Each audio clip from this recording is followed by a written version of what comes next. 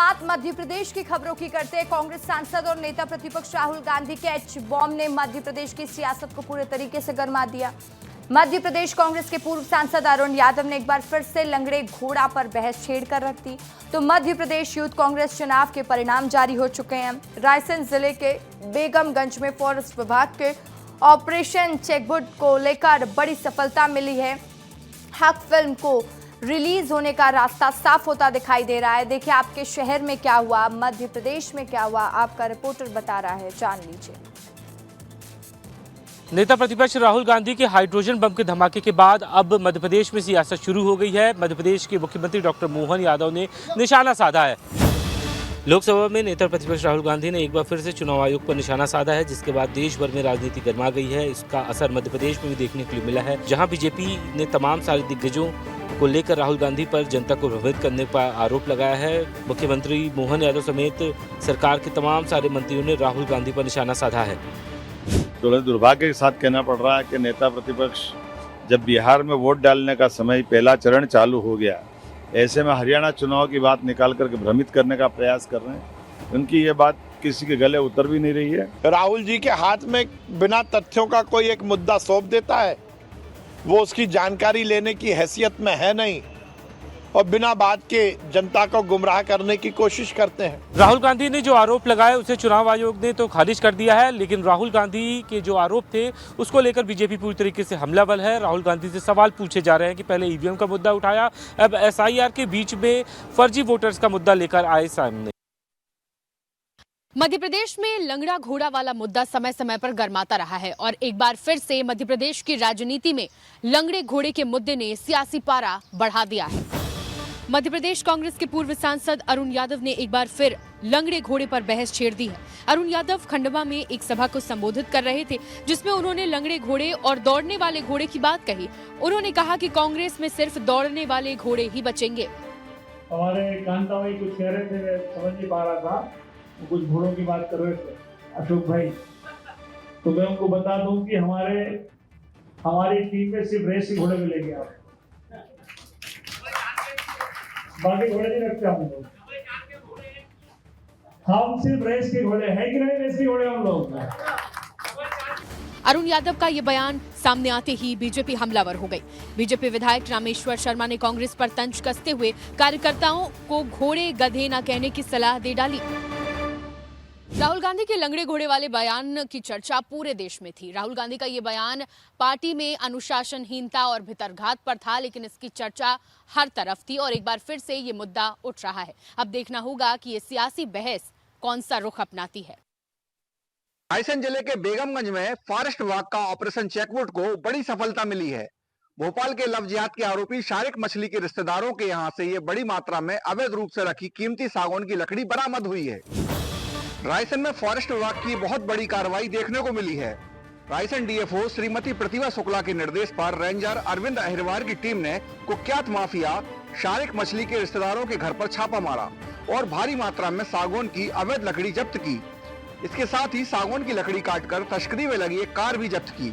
ये कार्रवाई शकील पठान और नवेद पठान के घर हुई, जो अवैध सागौन की लकड़ी का कारोबार मछली परिवार की सरपरस्ती में पिछले 20 सालों से चला रहे थे, लेकिन अब फॉरेस्ट विभाग ने बड़ा एक्शन लिया है। अवैध लकड़ी के कारोबार करने वाले दोनों आरोपी फरार चल रहे हैं। उनके विरुद्ध वन अधिनियम की विभिन्न धाराओं के तहत मामला दर्ज कर उनकी तलाश की जा रही है।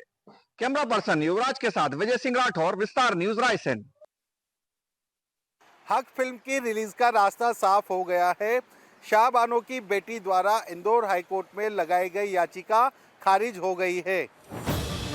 शाहबानो की बेटी ने हक फिल्म के डायलॉग को लेकर आपत्ति जताई थी। फिल्म की रिलीज रोके जाने की मांग करते हुए इंदौर हाईकोर्ट में याचिका दायर की थी और साथ ही फिल्म के मेकर्स को लीगल नोटिस भेजा था।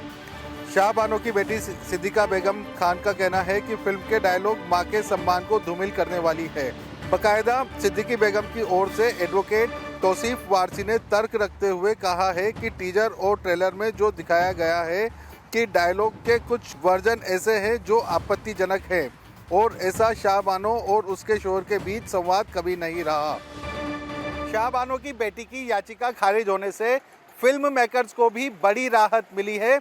वहीं जो दर्शक इस फिल्म का बेसब्री से इंतजार कर रहे थे वो भी थिएटर में जाकर फिल्म को एंजॉय कर सकेंगे। बंटी राठौर के साथ पुनीत विजयवर्गीय, विस्तार न्यूज, इंदौर। में आधार कार्ड वितरण को लेकर गंभीर लापरवाही। जो आधार कार्ड घर घर बांटने हुए डाक विभाग के डाकियों ने शहर से 5 किलोमीटर दूर झाड़ियों में फेंक दिए। खरगोन जिला मुख्यालय पर नौकरशाही की घोर लापरवाही उजागर हुई। आधार पंजीयन के बाद जो आधार कार्ड उपभोक्ताओं तक घर घर पहुंचाए जाने थे, उन आधार कार्डों को लोगों को बांटने के बजाय डाक विभाग के पोस्टमैनों ने शहर से 5 किलोमीटर दूर डाबरिया रोड पर झाड़ियों के पास फेंक दिया। डाबरिया रोड पर सैकड़ों की संख्या पर संजय नगर, राजेंद्र नगर क्षेत्र के रहवासियों के आधार कार्ड सड़क पर बिखरे पड़े दिखे।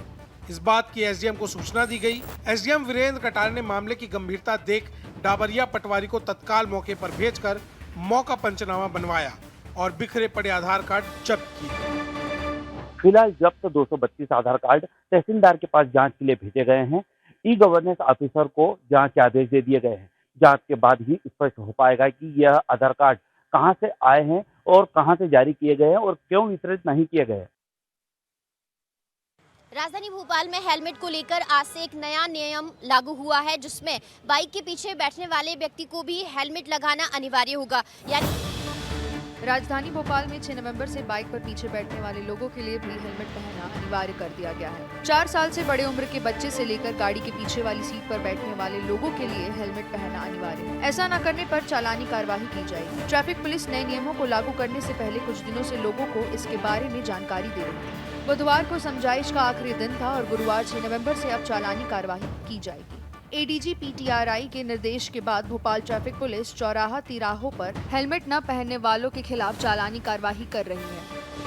ये आम लोगों को भी जागरूक होना होगा और ये उनको समझना होगा और सोचना होगा कि अगर वो सुरक्षित रहना चाहते हैं या फिर सरकार या फिर जो भी पुलिस का उनको नियम बना रही है यातायात को लेकर, तो इसमें आम लोगों को इन नियमों का पालन करने के लिए सही से हेलमेट लगाकर सड़कों पर निकलना होगा।